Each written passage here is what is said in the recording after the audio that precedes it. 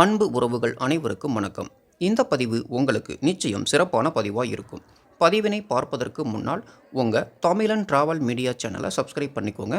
இப்போ நம்ம பயணத்தை தொடங்கலாம். இந்த பதிவில் நாமக்கல் மாவட்டம் குமாரபாளையத்தில் இருந்து விழுப்புரம் மாவட்டம் திருவக்கரையில் அமைந்துள்ள மிகவும் பிரசித்தி பெற்ற ஸ்ரீ பக்ர காளியம்மன் திருக்கோவிலுக்கு சென்றபோது நடந்த அற்புதமான நிகழ்வுகளை காணலாம். குமாரபாளையத்தில் இருந்து கடந்த 3 வருடங்களாக ஒவ்வொரு மாதமும் வரக்கூடிய பௌர்ணமி தினத்தில் சுமார் 120 பேர் அடங்கிய குழு ஒன்று திருவக்கரை வக்ரகாளியம்மன் ஆலயத்திற்கு ஆன்மீக பயணம் சென்று வருகின்றனர். இந்த முறை அந்த பக்தர்களின் குழுவில் இணைந்து நாமும் அந்த பயணத்தில் கலந்து கொண்டது மகிழ்ச்சியை அளித்தது. அந்த நிகழ்வுகளை உங்களுடன் பகிர்ந்து கொள்வதில் மேலும் மகிழ்ச்சி. கடந்த 7ஆம் தேதி இரவு 7 மணிக்கு குமாரபாளையத்தில் இருந்து 2 பேருந்துகளில் இந்த ஆன்மீக பயணம் தொடங்கியது.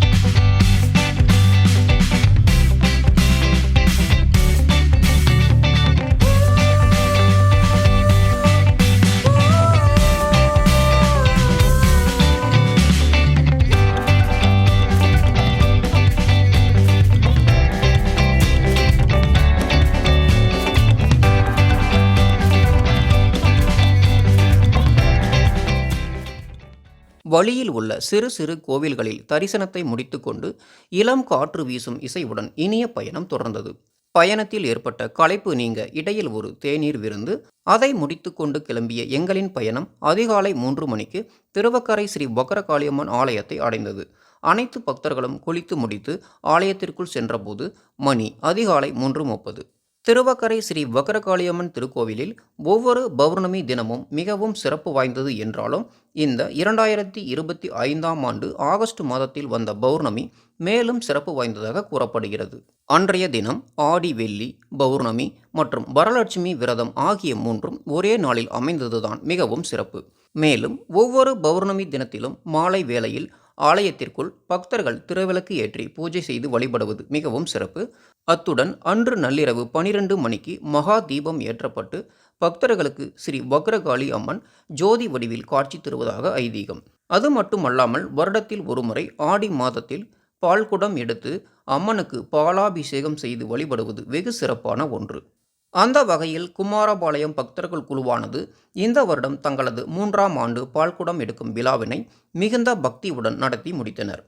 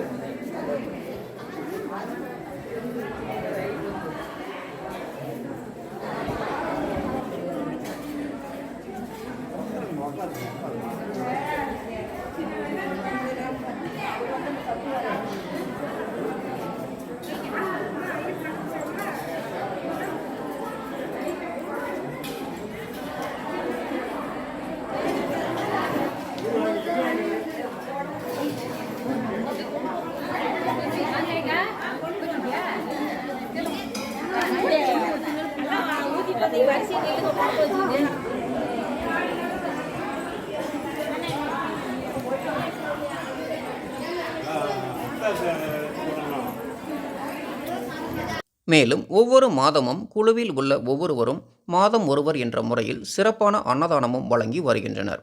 வேண்டுதலுக்காகவும் தங்கள் விருப்பத்திற்காகவும் ஆன்மீக உள்ளத்தின் வெளிப்பாடாகவும் சிலர் வஸ்திர தானமும் செய்து வருகின்றனர். நமது குழுவில் வந்த பக்தர் ஒருவர் பக்தர்களுக்கு வஸ்திர தானம் செய்யும் காட்சி.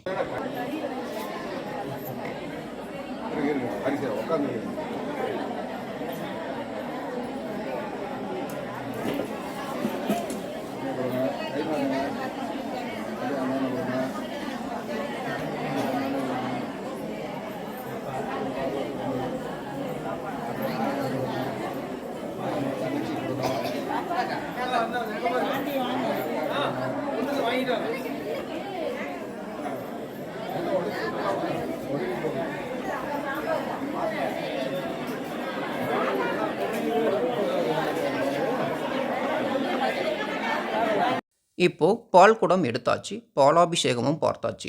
இப்போ மணி அதிகாலை 4:30.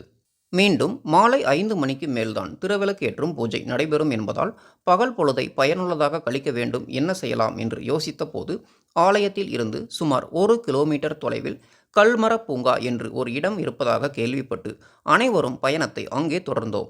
5 நிமிட பயணம் செய்து அந்த கல்மர பூங்காவிற்கு வந்தடைந்தோம். இப்போ இந்த கல்மர பூங்காவின் சிறப்பு என்ன அப்படிங்கிறத தெரிஞ்சுக்கலாம்.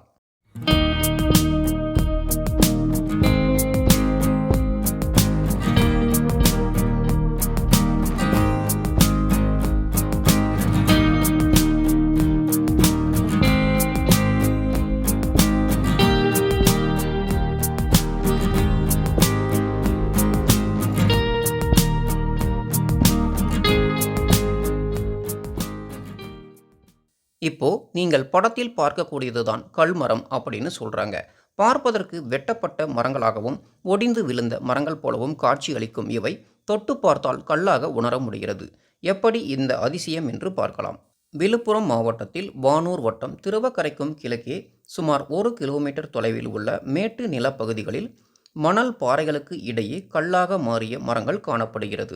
இந்த படிவு பாறைகள் கடலூர் மணற்கல் தொகுப்பைச் சேர்ந்தது என்றும் சுமார் 2 கோடி ஆண்டுகளுக்கு முன்பு இந்த பகுதியில் இருந்த காடுகளில் இருந்து ஆற்றில் அடித்து வரப்பட்ட மரங்கள் மணலோடும் கூழாங்கற்களோடும் சேர்ந்து இங்கிருந்த நீர்நிலைகளில் படிந்ததாகவும் காலப்போக்கில் மேலும் மணற்படிவங்கள் அடுக்கடுக்காக படிந்ததால் ஏற்பட்ட வெப்ப அழுத்த மாற்றங்களால் இவை மரத்தின் தன்மையை இழந்து சிலிக்காவை எடுத்துக்கொண்டு கல் மரங்களாக மாறியதாக கூறப்படுகிறது.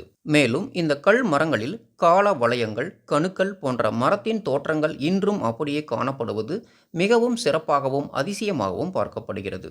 உலகின் சில பகுதிகளில் மட்டுமே கிடைக்கும் இந்த அரிய வகை கல்மரங்கள் பூமியின் வரலாற்றை எடுத்து கூறும் வரலாற்று சான்றுகளாகும். மேலும் இந்த வகையான கல்மரங்கள் பாதுகாக்கப்பட வேண்டிய ஒன்று என்பதால் நாட்டின் பல்வேறு இடங்களில் தேசிய புவியியல் நினைவுச் சின்னங்களை பராமரித்து வரும் இந்திய புவியியல் ஆய்வுத்துறை கடந்த 1957ஆம் ஆண்டு முதல் தற்போது வரை இந்த கல்மரங்களை பொக்கிஷமாக போற்றி பாதுகாத்து வருகின்றது. இந்த கல்மர பூங்காவில் 300 வருடங்கள் பழமை வாய்ந்த மிகப்பெரிய ஆலமரம் ஒன்றும் உள்ளது. இங்கு வரும் சுற்றுலா பயணிகளை வெகுவாக கவரும் இந்த கல்மர பூங்காவை பற்றிய சிறப்பான தகவலையும் உங்களுக்கு தெரியப்படுத்தியாச்சு. இப்போ காலை உணவு எடுத்துக்கொள்ளும் நேரம் என்பதால் அனைவருக்கும் உப்புமா தயார் செய்யப்பட்டது. அனைவரும் பசியாறிய பிறகு சற்று ஓய்வு எடுத்தனர். அதன் பிறகு களைப்பு தெரியாமல் இருக்க பெண்கள் குழந்தைகள் என குழுவாக இணைந்து விளையாட்டுப் போட்டியும் நடத்தப்பட்டது. அனைவரும் அதனை மகிழ்ச்சியுடன் பார்த்து ரசித்தனர். லட்டு தின்னானா எத்தனை லட்டு? எத்தனை லட்டு? 2 லட்டு.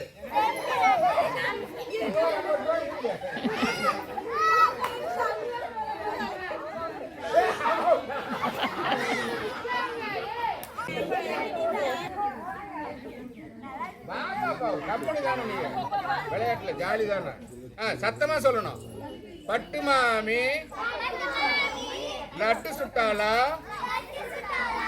லட்டு சுட்டாலா? சுட்டி பைய லட்டு தின்னானா? கேப்ல சொன்னு தொட்டுட்டு ஒன்னீங்கன்னா அவுட்டு. ஒண்ணுன்னு சொல்ல கூட தொட்டுருந்தீங்கன்னா அவுட்டு.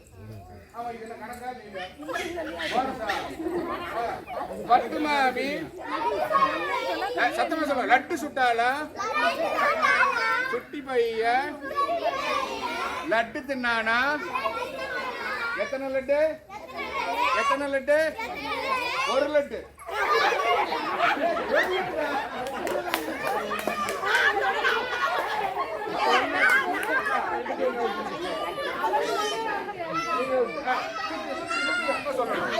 பட்டு மாமி லட்டு சுட்டா சுட்டி பைய லட்டு தின்னா எத்தனை லட்டு? எத்தனை லட்டு? எத்தனை லட்டு? 4 லட்டு.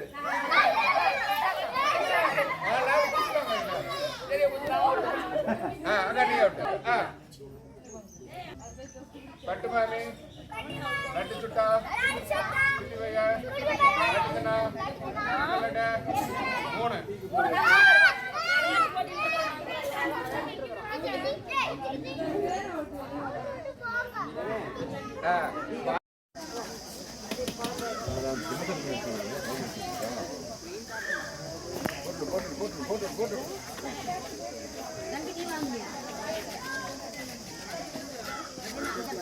இப்படி வாங்க நேரம் வாங்க ஒவ்வொரு குறுக்கணும்.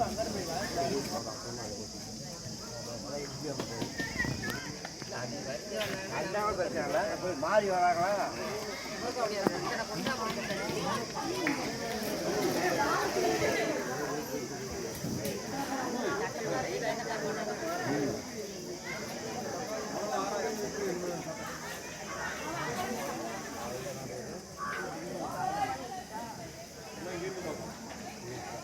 விளையாட்டின் உற்சாகத்தால் நேரம் போனதே தெரியவில்லை.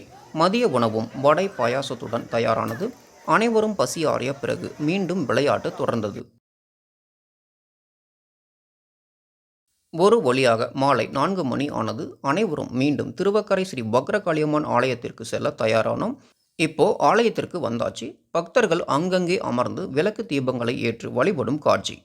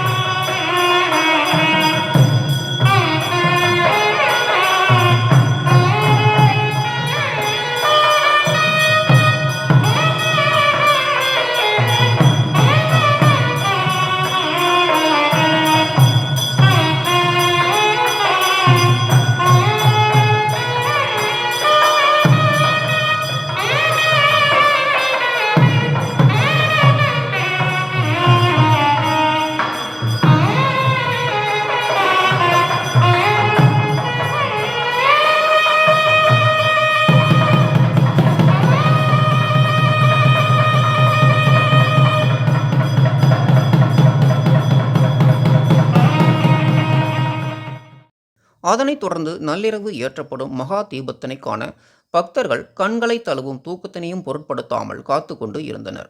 அவர்கள் காத்திருந்ததின் நோக்கம் நிறைவேறும் நேரமும் வந்தது.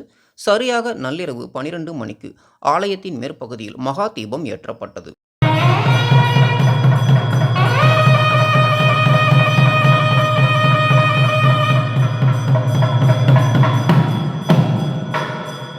அன்னை ஸ்ரீ பக்ரகாளி பக்தர்களுக்கு ஜோதி வடிவில் காட்சி அளித்த அற்புதமான காட்சி உங்களுக்காக. இந்த பதிவினை பார்த்த உங்கள் அனைவருக்கும் நன்றி. இந்த பதிவினை பற்றி உங்களுடைய கருத்துக்கள் என்ன அப்படிங்கிறத கமெண்ட் செக்ஷனில் தெரியப்படுத்துங்க. மேலும் இந்த பதிவு உங்களுக்கு பிடிச்சிருந்தால் லைக் பண்ணி ஷேர் பண்ணுங்கள். இன்னும் இது போன்ற சிறப்பான தகவலை தெரிந்து கொள்ள உங்கள் தமிழன் டிராவல் மீடியா யூடியூப் சேனலை சப்ஸ்கிரைப் பண்ணிக்கோங்க. நன்றி. மீண்டும் சந்திப்போம்.